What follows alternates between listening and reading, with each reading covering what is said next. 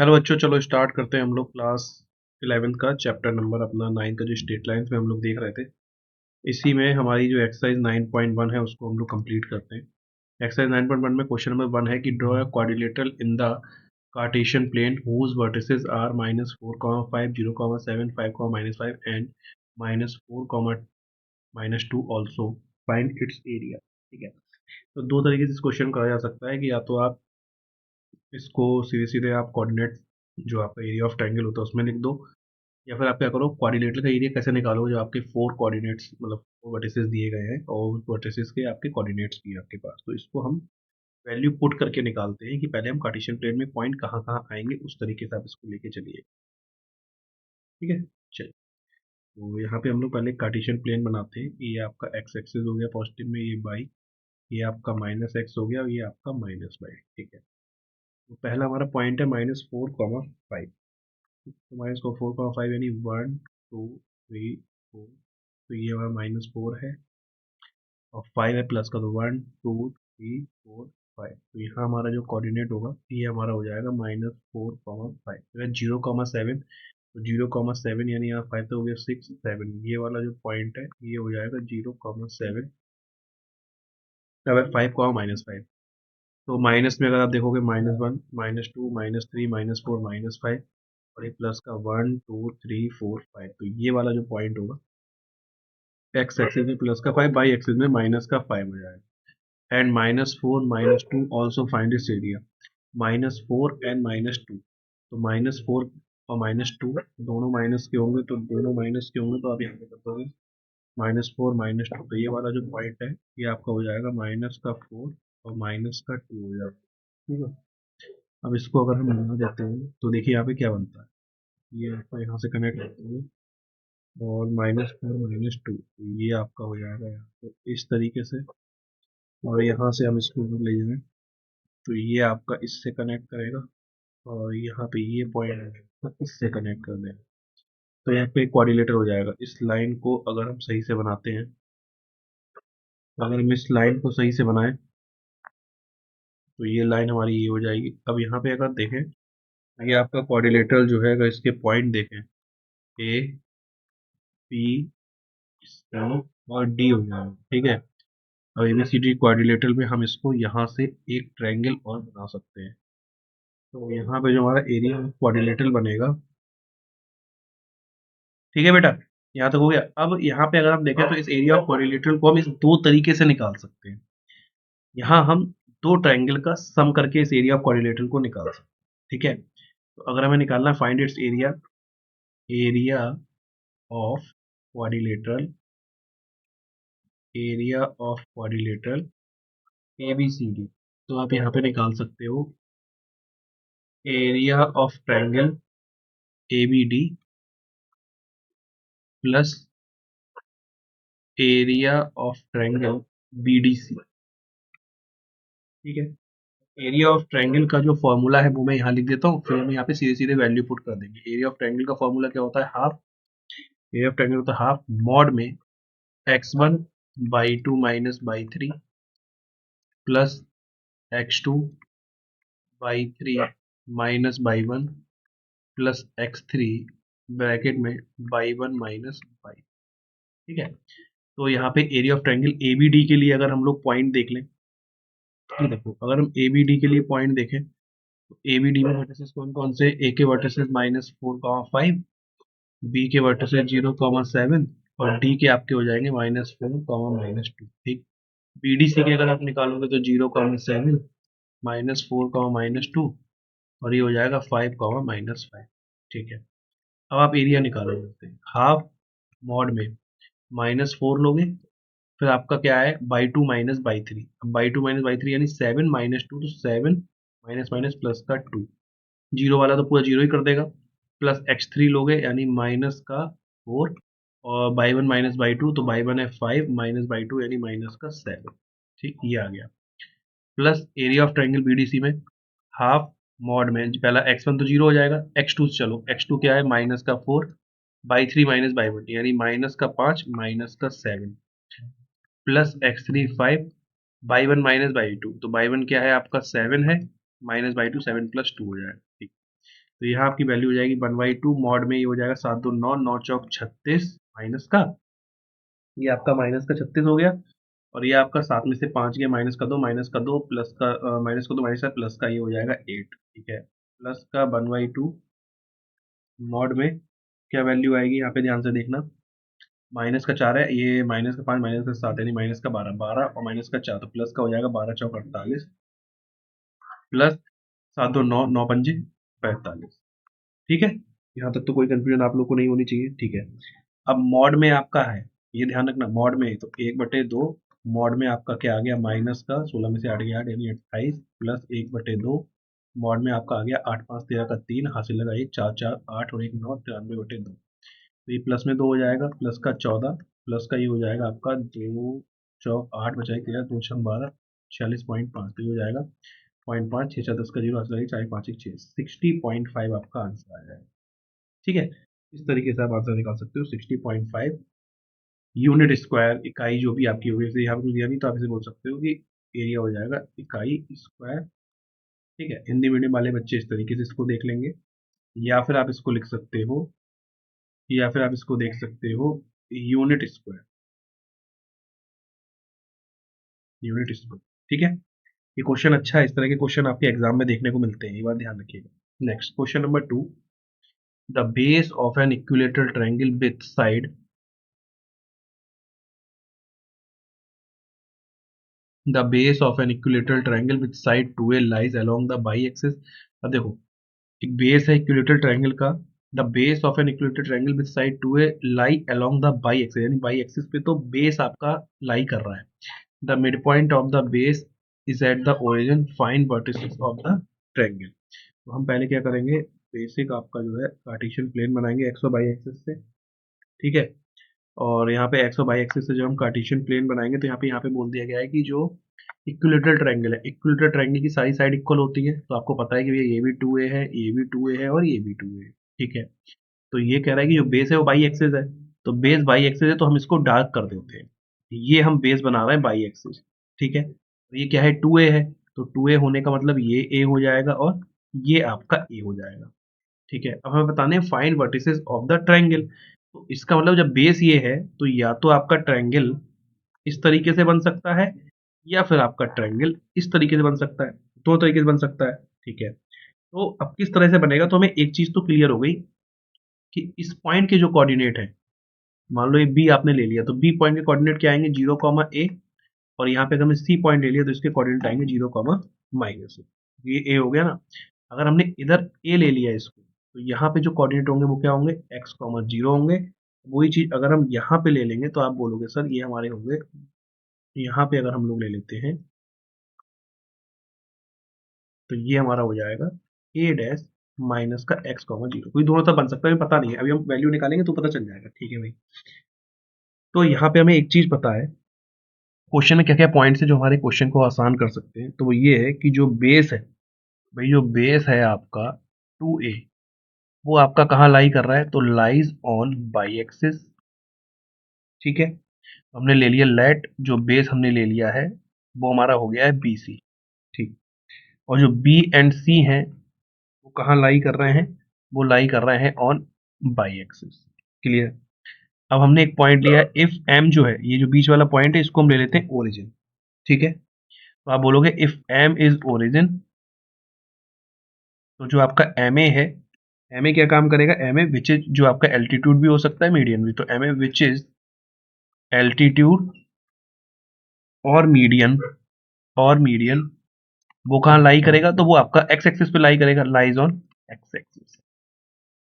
ठीक है, तो यहाँ से हमारा हो गया जो एम ए है वो परपेंडिकुलर है बी सी पे, सो जो ए है वो कहाँ लाइज करेगा, ए लाइज ऑन एक्स एक्सिस, और जो चीज एक्स एक्सिस पे लाई करती है तो आपको पता है वहां पे बाई कोऑर्डिनेट हो जाएगा 0, तो इसीलिए हमने ए के कोऑर्डिनेट लिख दिए हैं x, 0। यहाँ तक क्लियर है। ठीक है, अब जो ए सी है, भाई हमें बी पॉइंट पर चल गया, सी पॉइंट पर चल गया, अब अगर हम ए सी डिस्टेंस निकालना चाहें तो क्या AC डिस्टेंस निकल आएगी? सर AC डिस्टेंस क्यों निकल आएगी? AC तो हमें पता ही है, क्योंकि हमने इक्विलेटरल ट्रायंगल लिया है, तो भाई इक्विलेटरल ट्रायंगल है, तो इक्विलेटरल ट्रायंगल में चाहे आप AB लो, चाहे BC लो, चाहे CA लो, वहाँ सारी साइड क्या होंगी? बराबर होंगी, यानी 2A 2A और 2A होंगी। तो वहाँ से हमें x की वैल्यू निकल आएगी, क्योंकि x हमें वर्टिसेस निकालने हैं ना, देखो ना, find vertices of the triangle. तो B वर्टिसेस हमारा आ गया, C वर्टिसेस आ गया, A और A डैश निकालना है, तो भाई क्या किधर बनेगा, इसको हम देख लेते हैं कौन कौन से उसके दोनों तरफ की वैल्यू आ सकती है। ठीक है, तो ए हमारा दोनों आ सकता है, एक्स भी हो सकता है, माइनस एक्स भी हो सकता है, तो हम क्या करेंगे, ए सी निकाल लेते हैं। ठीक है भाई, ए डैश भी हो जाएगा वो माइनस में करके। जब आप ए सी निकालोगे, ए सी क्या है भाई, 2A। ए सी मतलब ए और सी पॉइंट के बीच में क्या लगा दोगे आप, डिस्टेंस फॉर्मूला।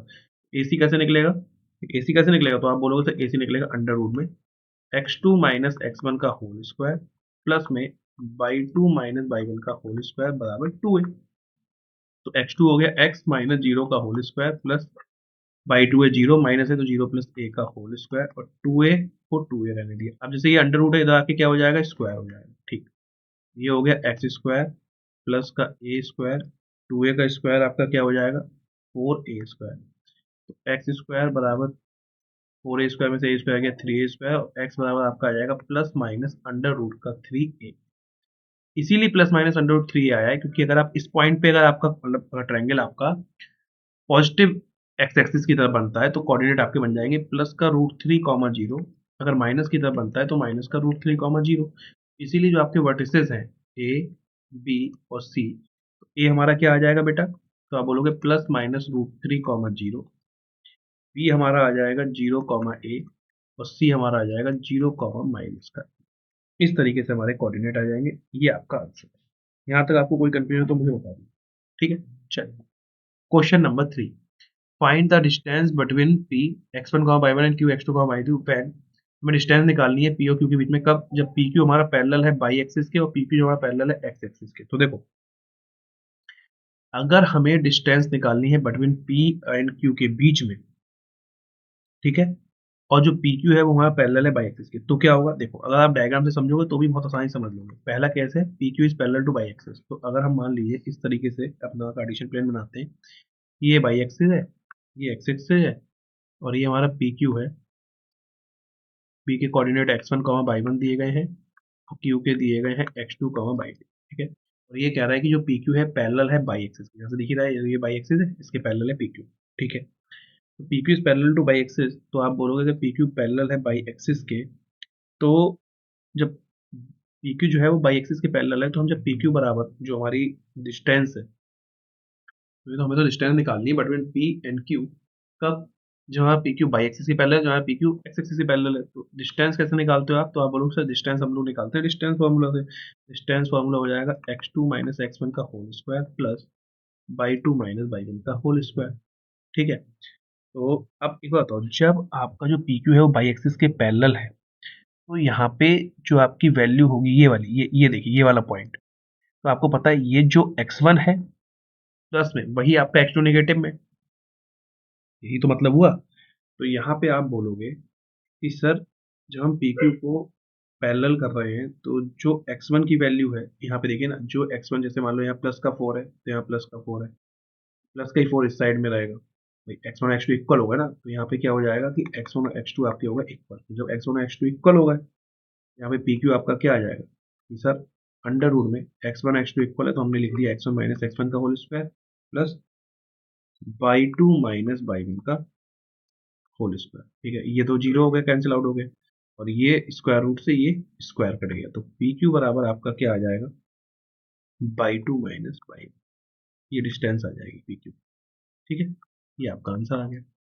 अगर हम यहीं पे सेकेंड केस देखें कि P Q is parallel to X axis, मतलब ये हमारा एक्स एक्सिस है, और जो पी क्यू है वो एक्स एक्सिस के पैरेलल है, तो हमने क्या करा, पी क्यू बना दिया यहाँ पे x1 y1 और x2 y2। तो जब पी क्यू आपका पैरेलल है एक्स एक्सिस के, तो यहाँ पे y1 बराबर y2। आप देख लो ना, अगर आपने ये पॉइंट 4 है, तो ये भी आपका x1 4 हो जाएगा, ये भी आपका x2 4 हो जाएगा। तो यहाँ पे जब पी क्यू की आप डिस्टेंस निकालोगे, under root x2 minus x1 का whole square plus y2 minus y1 का होल स्क्वायर, तो यहाँ पे क्या होगा, पी क्यू बराबर अंडर रूट में x2 माइनस x1 का whole square plus y one और बाई टू बराबर होंगे, तो आप सीधे सीधे y one minus y two लिख दो, कोई दिक्कत नहीं है। Y one minus y two क्यों लिख दो, आप तो एक ही टर्म लिख दो ना, मतलब बाई टू बराबर बाई वन है, तो आप एक काम करो यहाँ पे दोनों में बाई वन लिख दो, ठीक, तो ये कैंसिल आउट हो गया। तो पी क्यू बराबर क्या होगा, ए बी स्क्वायर रूट से स्क्वायर कट गया, पी क्यू बराबर हो जाएगा x2 माइनस x1, ये आपका आंसर, ठीक है। यहाँ तक अगर आप लोगों को कोई भी चीज़ समझ में नहीं आ रही हो तो आप मुझसे पूछ सकते हैं, कोई दिक्कत नहीं, ठीक है। और वैसे क्या कहते हैं, जब आप स्क्वायर रूट हटाते हो तो प्लस माइनस में आंसर आता है, लेकिन डिस्टेंस है आपकी, तो आप डिस्टेंस फार्मूला से निकालना है, और डिस्टेंस फार्मूला में आपका मॉड में भी कई बार चीज़ें देता है, तो आप देख लेना, इसमें कोई दिक्कत नहीं है, तो आप उसे मॉड में भी लिख सकते हैं, ठीक है। जैसे इसको भी आप मॉड में रिप्रेजेंट कर दीजिए, और इसको भी आप मॉड में रिप्रेजेंट, ठीक है। चलिए आगे बढ़ते हैं क्वेश्चन नंबर 4 पे, ठीक है बेटा, आगे चले, यहाँ तक कोई दिक्कत नहीं है। क्वेश्चन नंबर 4 क्या कह रहा है कि फाइंड ए पॉइंट, हमें एक पॉइंट फाइंड करना है एक्स एक्सिस पे जो कि इक्वी डिस्टेंस है फ्रॉम द पॉइंट 7,6 से और 3,4 से इक्वी डिस्टेंस है, और किस पे है वो, एक्स एक्सिस पे, किस पे, एक्स एक्सिस पे। तो अगर मान लो मैं इसका ग्राफ ही बना लूँ, फिर इसको सॉल्व करूँ, देखो अगर मैं आपसे कहूँ एक्स एक्सिस पे पॉइंट डिफाइन करने हो मुझे, तो मैं कैसे करूँगा, 1 2 3 4 5 6 7 8, ये मेरा हो गया positive x axis, by axis पे 1 2 3 4 5 6 7, ये मेरा हो गया बाई एक्सिस, ठीक है। अब 3,4 मुझे अगर डिफाइन करना होगा तो 1 2 3 हो गया, ये हो गया 3,4, तो यहाँ पे जो कोऑर्डिनेट होगा ये मेरा हो जाएगा 3,4, और 7,6 अगर दिखाना है तो एक्स एक्सिस पे 7, तो 1 2 3 4 5 6 7, और यहाँ 6, तो ये पॉइंट मेरा हो जाएगा 7,6, ठीक है। अगर मैं आपसे बोलूँ कि आपका एक हमें फाइन पॉइंट फाइंड करना है, find a point on the X axis जो कि इक्वी डिस्टेंस है 0.7,6 और 3,4 से, तो मैंने कहा अगर मान लो ये बी पॉइंट है और सी पॉइंट है, एक्स एक्सिस पे कहीं भी एक पॉइंट होगा ए, वो एक्स एक्सिस पे पॉइंट है तो वहाँ पे एक्स तो कोऑर्डिनेट होगा, बाई क्या होगा, जीरो होगा, तो ये इक्वी डिस्टेंस है, यानी जो डिस्टेंस आपकी ए बी की होगी वही डिस्टेंस आपकी क्या होगी, ए सी की होगी, जो डिस्टेंस आपकी ए बी की होगी वही डिस्टेंस बेटा आपकी क्या होगी, ए सी की होगी। तो इसका मतलब सीधे सीधे हमारा क्या हो जाएगा कि भैया ए बी बराबर ए सी, ए बी बराबर ए सी में आप कैसे निकालोगे, अंडर रूट में 3 - x का होल स्क्वायर प्लस 4 - 0 का होल स्क्वायर इक्वल टू, ए सी कैसे निकालोगे, x - 7 का स्क्वायर प्लस 0 - 6 का होल स्क्वायर। अब दोनों तरफ या तो स्क्वायर रूट हटा दो या फिर सीधे लिख दो टेकिंग स्क्वायर बोथ साइड, दोनों तरफ वर्ग लेने पर टेकिंग स्क्वायर बोथ साइड, तो जब दोनों साइड आप स्क्वायर लोगे तो स्क्वायर रूट हट जाएंगे। 3 - x का होल स्क्वायर क्या हो जाएगा, 9 plus x square minus 6x plus 4 का स्क्वायर 16, इधर हो जाएगा एक्स स्क्वायर, 7 का स्क्वायर 49 माइनस 14x और 6 का स्क्वायर 36, एक्स स्क्वायर से एक्स स्क्वायर कैंसिल हो गया, यहाँ पे 16 और 9 25 माइनस 6x बराबर, ये हो जाएगा 9 6 15 का 5 से लगेगा 4 3 7 1 8 85 माइनस 14x, 14x इधर आएगा तो 14x माइनस का 6x इक्वल टू 85 माइनस का 25, 14 माइनस 6 8x बराबर, ये आपका आ गया 60, 8x बराबर आ गया 60, तो अगर हम 4 से भी कट करते हैं, 4 दूनी 8, 15 चौका 60, so x equal to 15/2 equal to 7.5। तो आपसे यही पूछा गया ना, find a point on the X axis, तो एक्स एक्सिस पे आपका जो पॉइंट है वो 7.5, 0 है, जो आपका इक्वल डिस्टेंस रखता है ए बी और ए सी के साथ, ठीक।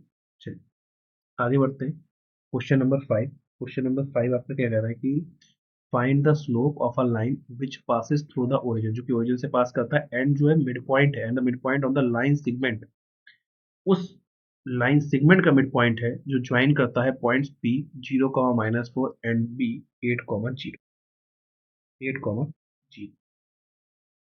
ठीक है। तो इसको कैसे करोगे, सबसे पहले अगर हम देखें फाइंड द स्लोप, हमें स्लोप फाइंड करना है, हमें स्लोप फाइंड करना है, ठीक है, जो पास होता है थ्रू द ओरिजिन। तो अगर हम इस तरीके से कार्टेशियन प्लेन बना लें, तो हमें स्लोप फाइंड आउट करना है जो कि ओरिजिन से आपका क्या होता है, पास होता है, तो ओरिजिन आपका ये साइड, ये पॉइंट हो गया ओरिजिन, उसके कोऑर्डिनेट है 0, 0, यानी मैं कह सकते हैं ओरिजिन से पास हो रहा है, यानी इस तरीके से, ठीक है।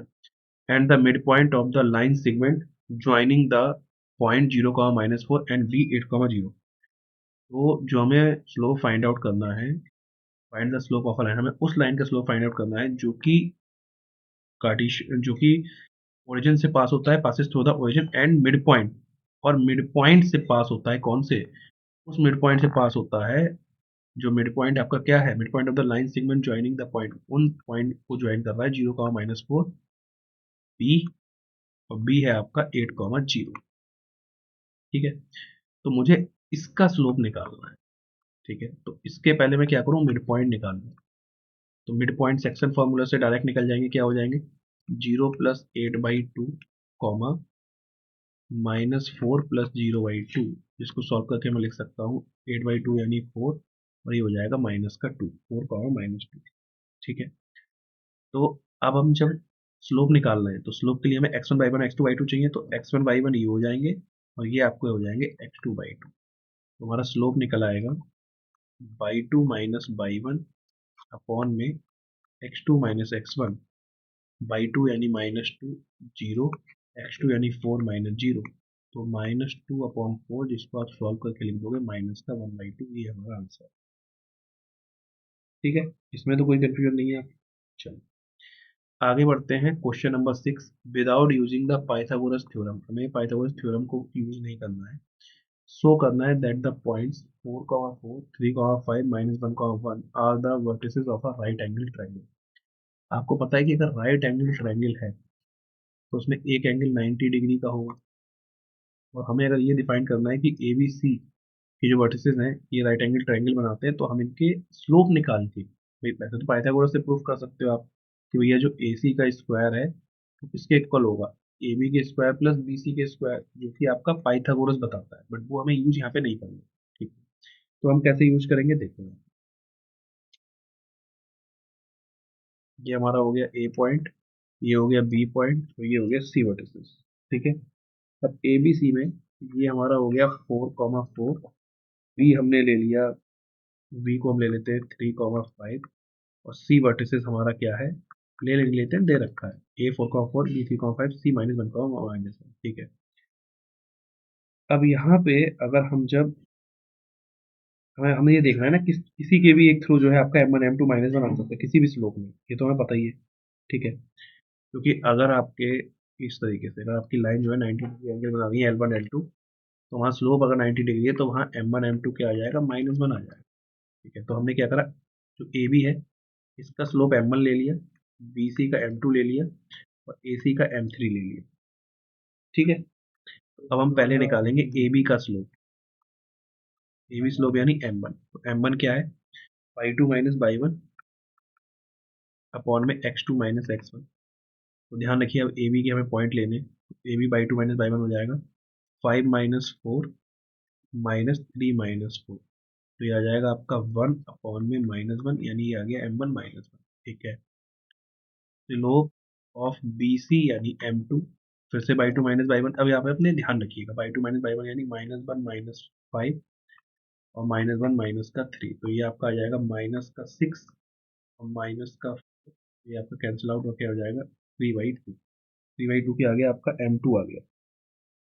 ठीक है, अब आपने निकाला स्लोप m3, यानी स्लोप किसका, सी ए का, तो by2 - by1 स्लोप सी ए का, by2 - by1 यानी -1 -4 अपॉन में इधर भी -1 -4, तो ये आपका आ जाएगा -5 अपॉन -5, तो ये आपका आ गया 1। अब अगर किसी भी दो साइड के बीच में एंगल आपका 90 डिग्री आता है, मतलब तो पता चल जाएगा कौन सा राइट एंगल बन रहा है ना, मतलब कौन सा दो साइड के बीच 90 डिग्री आता है। जैसे हमने M1 M2 निकाला, तो M1 हमारा कितना है, M1 है -1, M2 क्या है 3/2, तो ये हमारा आया -3/2। ठीक है, M2 M3 निकाला, तो ये है 3/2 इंटू 1, तो ये हमारा आ गया 3/2। हमने निकाला M1 M3, तो ये है -1 × 1, यानी ये आपका -1, तो M1 और M3 यानी M1 और M3 यानी ये वाले जो दोनों हैं ये 90 डिग्री का एंगल बना रहा है। बस इतना ही हमें निकालना है कि M1 M3 -1 आ गया, तो हम यहाँ से लिख सकते हैं कि जो AB है वो परपेंडिकुलर है AC पर, और यही हमें प्रूफ करना था कि आपका ये वर्टिसेस है राइट एंगल ट्रायंगल की, क्योंकि राइट एंगल ट्रायंगल की मतलब क्या प्रॉपर्टी होती है कि कोई भी एक एंगल 90 डिग्री का आ जाए। तो यहाँ पे हमने एंगल ए आपका 90 डिग्री का निकाल दिया है, यही आपका आंसर। ठीक, आगे बढ़ते हैं क्वेश्चन नंबर 7 पे। क्वेश्चन नंबर 7 कह रहा है find the slope of the line which makes an angle of theta degree with the positive direction of y-axis measured anti-clockwise। अब देखो यहाँ पे ध्यान रखना, ये आपका क्वेश्चन थोड़ा सा घुमावदार बनेगा आपके लिए। क्या कह रहा है, एक्स एक्सिस का क्या होता है, वाई एक्सिस का क्या होता है, कॉन्सेप्ट समझना। जो हम लोग एंगल की हम लोगों ने स्टार्टिंग में बात करी थी, एंगल थीटा, जो आपका इंक्लिनेशन की हम लोगों ने बेसिक में स्टार्टिंग में बात करी थी, वो ये करी थी कि आपका जो एक्स एक्सिस से थीटा क्या होता है, एक्स एक्सिस से पॉजिटिव डायरेक्शन में और एंटी क्लॉकवाइज, तब हम उसको स्लोप में ले लेते थे, स्लोप एम बराबर टेन थीटा। ठीक, यहाँ पे आपसे क्या कह रहा है, इस तरीके से समझोगे तो बिल्कुल क्लियर, आपके डायग्राम से भी चीजें क्लियर होंगी। हमने इस तरीके से लिया कि find the slope of the line which makes an angle of theta degree with the positive direction of by axis, यानी बाई एक्सिस के पॉजिटिव डायरेक्शन, ये बाई एक्सिस है तो बाई एक्सिस का पॉजिटिव इधर, और दूसरी तरफ या तो इधर होगा, इन दो ही तरफ होगा। ठीक है, लेकिन उसमें क्या कह रहा है, एंटी क्लॉकवाइज, तो एंटी क्लॉकवाइज तो इधर ही होगा ना, इस वाले को आप छोड़ दोगे, तो यानी ये जो एंगल है ये कितना हो गया, थीटा 30 डिग्री हो गया। ठीक है, जब ये 30 डिग्री है, ये बाई एक्सिस से है, ये बाई एक्सिस से है, तो एक्स एक्सिस से एंगल कितना होगा, तो आप बोलोगे सर ये एंगल 90 डिग्री, तो ये एक्स एक्सिस से अगर मैं एंगल चेक करूंगा तो ये 120 डिग्री होगा। इसको अच्छे से बनाता हूँ, इसको अच्छे से बनाते हैं, देखिए। ठीक है,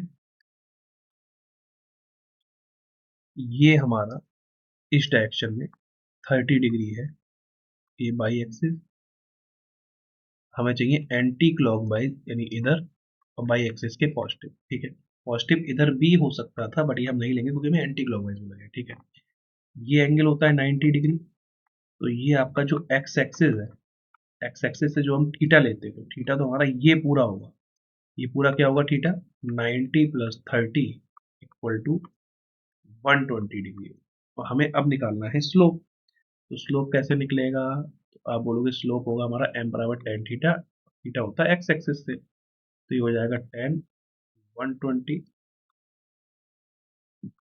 और जिसको हम लिख सकते हैं 10 90 प्लस 30, और 90 में वैल्यू चेंज होती है, क्या हो जाएगा cot 30, और आपको पता है 90 प्लस थीटा यानी सेकंड में, सेकंड क्वाड्रेंट में सिर्फ साइन और कॉस हाँ, साइन और कॉसिक पॉजिटिव के होते हैं,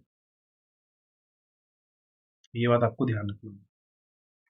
ठीक है, ये देखो साइन कॉस, सब पहले में सब, दूसरे में साइन कॉसिक, थर्ड में आपके टेन कॉट, फोर्थ में आपके कॉस और सेक पॉजिटिव के होते हैं। तो साइन और कॉसिक पॉजिटिव के होते हैं, तो ये तो माइनस का होगा, तो यानी माइनस का कॉट 30, तो आपका स्लोप जो एम है वो हो जाएगा माइनस का कॉट 30 वाली √3, यानी माइनस का √3 आपका क्या आएगा आंसर, माइनस का √3 आपका क्या आ जाएगा आंसर।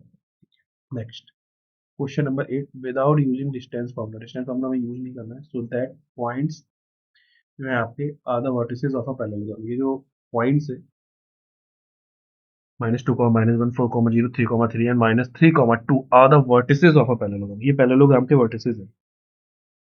तो आप एक काम कर सकते हो कि इनका स्लोप निकाल सकते हो, और स्लोप निकालने के बाद आप ये देख सकते हो कि अगर इनके स्लोप इक्वल हुए कोई भी दो साइड्स के, तो वो साइड्स पैरेलल होंगी, और पैरेलल साइड्स होंगी तो पैरेललोग्राम बनेगा। ठीक है, तो इसी से तरीके से हम निकालते हैं। हम एक बेसिक डायग्राम बना लेते हैं पैरेललोग्राम का। ठीक है, एक बेसिक डायग्राम बना लेते हैं पैरेललोग्राम का, ए बी सी और डी। ठीक है, कोऑर्डिनेट लिख लेते हैं -2, -1, एक 4, 0, 3, 3, -3, 2। ठीक है, are the vertices of a parallelogram, are the vertices of a parallelogram. ठीक है, हम एक तरफ से लिखना स्टार्ट करते हैं, एक तरफ से वैल्यू मानना स्टार्ट करते हैं। ए बी का m1, बी सी का m2, this is m3 and this is m4। ये आ जाएगा स्लोप ऑफ ए बी। ठीक है, slope of A B M one बराबर क्या होगा, एक में फॉर्मूला लिख देता हूँ, y two minus y one upon में x two minus x one. M one क्या हो जाएगा, 4 - 2 यानी 4+2 अपॉन में x two minus x one, 0 minus minus plus one, तो ये आपका आ जाएगा 6/1, तो 6 हो जाएगा भाई। 6/1 को 6 लिख सकते हो, ठीक है। अब आ जाओ स्लोप बी सी यानी m2, तो इसको लिख सकते हो 3 - 4, sorry y two minus y one यानी 3 - 0, y two minus y one यानी 3 - 0, X two minus x one 3 - 4, तो ये आ जाएगा -3/4, ठीक है। फिर आ जाएगा स्लोप सी डी यानी m3, तो इसमें आप by two minus y one करोगे यानी y two minus y one, तो 3 - 2 और 3+3, तो ये आपका हो जाएगा प्लस का 1/6। फिर आपका आ जाएगा स्लोप ऑफ ए डी यानी m4, तो y two minus y one यानी y two minus y one, तो 2 माइनस माइनस प्लस वन और -3+2, तो ये हो जाएगा 3 में -1 यानी माइनस का 3, ठीक है। अच्छा स्लोप ऑफ सी डी अगर आप देखोगे, स्लोप ऑफ सी डी अगर आप देख रहे हो, तो स्लोप ऑफ सी डी आपकी जो वैल्यू है वो कितनी आएगी, वो भी आपको यहाँ पे देखनी पड़ेगी, ठीक है। तो यहाँ तक क्लियर हो गया। अच्छा अब यहाँ पे पता है एक चीज गड़बड़ हो गई, यहाँ पे अगर आप कैलकुलेशन को थोड़ा सा ध्यान से देखोगे, जितना मैं समझ पा रहा हूँ, ये वाला अगर हम लोग थोड़ा सा ध्यान से देखें, तो यहाँ पे मुझे ऐसा लग रहा है कि हम लोगों ने जो वैल्यू ली है m1 6 आ रहा है हमारा, क्योंकि हम लोगों ने जैसे ना एक तरफ से लेते चले गए। अब जैसे m1 ए बी लिया, जब ए बी ले रहे हो तो फिर आपको, जैसे ए बी लिया तो आपने बी से स्टार्ट करा, ऐसे आपसे सी से डी को स्टार्ट करना पड़ेगा, समझे बात आप? तो इस तरीके से आपको वैल्यू माननी पड़ेगी कि आपने ए बी लिखा, ए बी में आपने -2, -1 लिया, 4, 0 लिया, ठीक है। बी सी में आपने 4, 0, सी 3, डी लिया, सी डी में आपने 3, 3 और -3, 2 लिया, तो आपको इस तरीके से वैल्यू लिखनी पड़ेगी। तो फिर हम लोग एक काम करते हैं, ये जो आपका सी डी है इसको सही कर लेते हैं, कि जैसे आपने एक तरफ से लिखे हैं ना ए बी सी डी, उसी तरीके से आपको मानना भी पड़ेगा, उसी तरीके से आपको सॉल्व करना पड़ेगा, देखिए। जैसे हम लोगों ने स्लोप ऑफ बी सी निकाला, अब बी सी में हम जब लिख रहे हैं तो 3 - 4 करा हमने, 3 - 0 करा भाई, 3 - 0 और x2 - x1 3 - 4 करा, तो ये हमारा 3 - 4 यानी माइनस का, अगर आप इसे ध्यान से देखोगे तो ये हमारा क्या आएगा, ये हमारा आएगा माइनस का 3, नहीं आएगा, ये तो प्लस का 3 है ऊपर तो, लेकिन नीचे माइनस का 1 है, यानी आपका आ जाएगा -3, ठीक है। अब इसी चीज को, क्योंकि ये हमने बीसी निकाला, बीसी में हमने y two minus y one C को पहले लिखा है, ठीक है। ए बी में हमने बी को पहले लिया, फिर बीसी में हमने सी को पहले लिया बीसी के लिए, ठीक है। अब जैसे आप ए बी को लेके चल रहे हो, वैसे ही आपको सी डी को लेके चलना पड़ेगा, वैसे ही आपको सी डी को लेके चलना पड़ेगा। सी के कोऑर्डिनेट 3, 3 है, और जैसे हम लोगों ने बी को लेके चला बाई टू बाई वन 0 - 1, ठीक है। अब जैसे ए बी में हमने क्या करा था कि हमने बी को by two minus y one ले लिया, जब सी डी लोगे तो आपको डी को लेना पड़ेगा, समझ रहे हैं? आप सी डी जैसे लिया है आपने, वैसे ही आपको V2 लेना पड़ेगा। चलिए तो उसी तरीके से हम लोग करेंगे, एक बार इसको फिर से सॉल्व कर देते हैं, कोई दिक्कत नहीं है। स्लोप ऑफ BC आ गया, स्लोप ऑफ CD जब हम लोग निकालेंगे, एक्चुअल में ना हम लोगों को 0/2 - 1 में 4 - 2 ये जो करा है ना, ये हमने स्टार्टिंग में थोड़ा सा गलत कर दिया, इसको पूरा मैं मिटा देता हूँ, फिर से इस क्वेश्चन को कर देता हूँ, आप देखिए कोई दिक्कत नहीं, हो जाएगा। Without using distance formula so the, actual में हम लोगों ने जो थोड़ा सा लिखा था ना, उसमें स्ट्रक्चर सही नहीं बन रहा था। जैसे आपका ये हो गया ABCD, अब ए को आपने माना है -2, -1, बी को माना है 4, 0, सी को माना है 3, 3 और डी को माना है -3, 2। अब ये ए बी M1 ले लिया, ये M2 आ गया, ये M3 आ गया और ये M4 आ गया, ठीक है। अब आप जब ए बी को सॉल्व कर रहे हो, ए बी स्लोप यानी M1, बी हमारा काम करेगा by two minus y one, तो ये हो जाएगा 0 माइनस यानी +1 और 4 + 2, तो ये हमारा आ जाएगा 1/6, ठीक है। जब हम स्लोप लेंगे BC यानी M2, तो y two minus y one यानी 3 से स्टार्ट करोगे। 3 माइनस जीरो अपॉन में 3 माइनस फोर, तो ये आपका हो जाएगा 3, ये हो जाएगा -1 BC। फिर जब आप स्लोप लोगे किसका, CD का यानी M3, तो 3 माइनस टू हो जाएगा अपॉन में 3 प्लस 3 हो जाएगा, तो ये आपका आ जाएगा 1/6, क्योंकि स्लोप ऑफ CD यानी ये बाय ये ले लोगे आप, स्लोप ऑफ जब CD निकाल लो तो ये x1/1 ये x2/2, 3 माइनस करोगे ना, 3 - 2, ठीक है। जब आप लोगे स्लोप DA यानी M4, तो M4 के लिए -1, भाई जब आप DA लोगे ध्यान से देखना, तो आप क्या करोगे कि -2 - 1, भाई by two, slope of AD ले लिया आपने, ये DA, अब ये DA में आपने ये लिया, DA ले रहे हो, ये x1/1 ले रहे हो, x2/2 ले रहे हो, आप बोलोगे -1 -2, by two minus y one, x2 - x1 यानी -2 + 3, ये आपका हो जाएगा माइनस का 3 नीचे प्लस का 1, ये आ गया -1। तो अगर आप ध्यान से देखोगे तो यहाँ पे M1 बराबर M3 आ रहा है। M1 बराबर M3 आने का मतलब जो M1 में क्या है, AB है, तो AB किसके इक्वल आ रहा है, पहला भाई M1 बराबर M3 यानी अगर M1 और M3 इक्वल आ रहा है, यानी आप बोलोगे स्लोप ऑफ AB इक्वल आ रहा है स्लोप ऑफ CD, तो AB और CD क्या होगा, पैरेलल होगा ना। ऐसे ही अगर आपका M2 इक्वल टू M4 आ रहा है, तो आप बोलोगे AD पैरेलल है किसके, BC के। तो अगर दो पेयर आपको पैरेलल मिल रहा है, तो आप क्या बोलोगे कि आपके वर्टिसेस किसके, पैरेललोग्राम के, खत्म। आगे बढ़ते हैं, क्वेश्चन नंबर 9 को समझते हैं।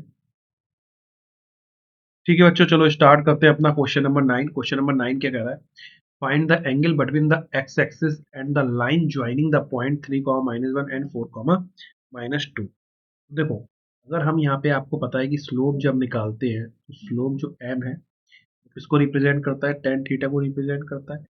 वो हमसे एंगल निकलवा रहा है, यानी हमसे थीटा निकलवा रहा है, ठीक है। और find the angle between the X axis and the line joining the point this, यानी कोई भी आपकी जो लाइन ज्वाइन कर रही होगी और फिर वो जो एक्स एक्सिस से जितना एंगल बना रही होगी, ठीक, ये हमें थीटा यहाँ पे निकालना होगा। स्लोप m बराबर थीटा हम लिख सकते हैं बाई 2 माइनस बाई 1 अपॉन में x2 - x1, सॉल्व करो, बाई 2 यानी -2 माइनस बाई 1 प्लस का 1, ठीक है, अपॉन में 4 - 3, तो ये आपका हो जाएगा -1/1 इक्वल टू -1, यानी -1 इक्वल टू tan थीटा, ठीक है। अब जब m बराबर tan थीटा होता है ना, तो tan थीटा बराबर -1 आ गया, तो -1 हम किसको लिखेंगे, माइनस, और 1 की वैल्यू क्या होगी, tan 45, ठीक। tan 45 tan का tan रहे और नेगेटिव भी हो जाए, तो आप बोलोगे माइनस का हम लिख सकते हैं tan 45 में tan 180 डिग्री -135, क्योंकि tan 180 माइनस थीटा क्या होता है, tan का tan रहता है लेकिन वो माइनस का हो जाता है, ठीक है। तो आपका हो जाएगा थीटा बराबर 135, ये आपका आंसर है। और इसे सॉरी 45 जो है ना, tan 45, तो इसे हम लिखेंगे 180 माइनस थीटा जो होता है आपका, वो माइनस का tan थीटा होता है, तो हम इसे लिखेंगे 180 डिग्री माइनस का 45 डिग्री, तो आपका tan से tan करिए, थीटा आपका आ जाएगा 135, और थीटा 135 डिग्री आपका आंसर आएगा। ये जो होगा आपका थीटा 135 डिग्री, ठीक है। यहाँ तक क्लियर है। चलिए आगे बढ़ते हैं। क्वेश्चन नंबर आपका 9 हो गया। क्वेश्चन नंबर 10, क्वेश्चन नंबर 10 क्या कह रहा है, क्वेश्चन नंबर 10 आपका कह रहा है the slope of a line is double of the slope of another line. The slope of a line is a double, मतलब हमारी दो लाइनें हैं, ठीक है, एक हमारी M1 है और एक हमारी लाइन M2 है। तो यह कह रहा है slope of a line is double of the slope of another line, यानी अनदर लाइन M2 का स्लोप अगर m है, तो M1 का स्लोप क्या है, डबल है 2m। If tangent of the angle between them is 1/3, तो टेंजेंट है यानी tan थीटा वो क्या है, 1/3 है। Find the slope of the lines. तो देखो, बेसिक कॉन्सेप्ट जो हमारा चलता है, तो हमने क्या करा, slope of first line M1, इसको लिख लो आप ऐसे, slope of first line M1 equal to 2m, क्योंकि जो आपने स्लोप ऑफ सेकेंड लाइन माना है, जो अनदर लाइन था, वो आपने M2 को क्या माना है, M1। तो लेट थीटा, लेट जो थीटा है वो हम एंगल ले लेते हैं, let theta be an angle between two lines, ठीक है। तो ये आपका हो गया tan थीटा बराबर 1/3, और tan थीटा बराबर आपका क्या था फॉर्मूला, तो आप बोलोगे टेन थीटा बराबर हमारा एक फॉर्मूला ये भी था, मॉड में m2 माइनस m1 अपॉन में 1 प्लस m1 m2। ठीक है, टेन थीटा 1/3 हो गया। m2 हमने क्या ले लिया है, m ले लिया है। ये m हो गया, ये 2m हो गया, ये हो गया 1 plus m into 2m, 1/3 equal to m, mod में होता है ना तो माइनस का प्लस ही आ जाएगा, 1 प्लस 2m स्क्वायर। ठीक, आगे आते हैं, cross multiply, 1 plus 2m square बराबर 3m। तो हम लिख सकते हैं 2m स्क्वायर माइनस का 3m प्लस 1 इक्वल टू 0। वही है कि मल्टीप्लाई में 2 1 2, यानी जो हमारे प्रोडक्ट आएंगे उनका प्रोडक्ट हमारा क्या आना चाहिए, 2 1 2, और प्लस, यानी प्लस करने पर हमारा क्या आना चाहिए, 3 आना चाहिए। तो वही है 2 1 2 और 2 और 1 हो गया 3। तो हम इसे लिख सकते हैं 2m स्क्वायर माइनस का 2m माइनस का m प्लस 1 इक्वल टू 0। तो 2m अगर है तो 2m में 2m पूरा कॉमन ले लोगे तो बचेगा m-1, -1 कॉमन ले लोगे तो हो जाएगा m-1 इक्वल टू 0। एक बार m-1 दोनों में से कॉमन, एक बार हो गया 2 -1। ठीक है, अब यहाँ पे देखो ध्यान से, एक बार m बराबर हमारा क्या आ जाएगा, m-1 इक्वल टू 0 से m बराबर 1 आ जाएगा।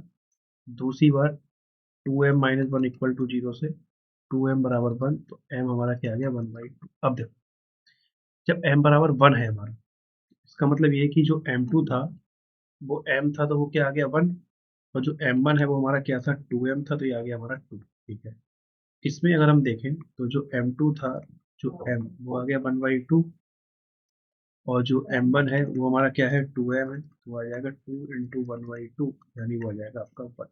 इस तरीके से आप इसको सॉल्व कर सकते हो। यहाँ तक क्लियर आप लोगों का, फिर हम लोग आगे चलते हैं। ठीक है, चलिए यहाँ तक क्लियर हो गया। ठीक, नेक्स्ट क्वेश्चन नंबर 11 कह रहा है, a line passes through x1, y1 and h, a, if slope of the line is m, so that k minus y1 equal to m bracket में h minus x1। A line passes through x1, y1 and h, k, मतलब कोई भी आप इस तरीके से एक line दे दी कि भैया इस लाइन का हमें स्लोप बता दो, जो x1, y1 और h, k से पास होती है। ठीक है, तो आप ये शो करके दिखा दीजिए। तो आप बोलोगे अगर मान लो ये ए बी पॉइंट है, ए बी, अगर हम निकालें slope of a line A B, कैसे निकालोगे, m बराबर, तो आप बोलोगे सर m बराबर हो जाएगा y2 माइनस y1 अपॉन में x2 माइनस x1। ठीक है, तो m बराबर हमारा हो जाएगा y2 माइनस y1, और y2 माइनस y1 यानी a हमारा क्या है भाई, इसको ऐसे देखो ना, y2 माइनस y1 यानी ये x2 हो जाएगा, ये y2 हो जाएगा, तो y2 माइनस y1 यानी k माइनस y1 अपॉन में h माइनस x1। तो ये हो जाएगा k minus y1 equal to m, cross multiply में m आपका हो जाएगा क्रॉस मल्टीप्लाई, और ये आपका आ जाएगा h माइनस x1। ठीक है, ये आपका प्रूफ करना था ना, ये आपने प्रूफ कर दिया, खत्म हो गया। आगे बढ़ते हैं, यहाँ पे हमारा एक्सरसाइज 9.1 एंड होता है। मिलते हैं हम लोग नेक्स्ट लेक्चर में।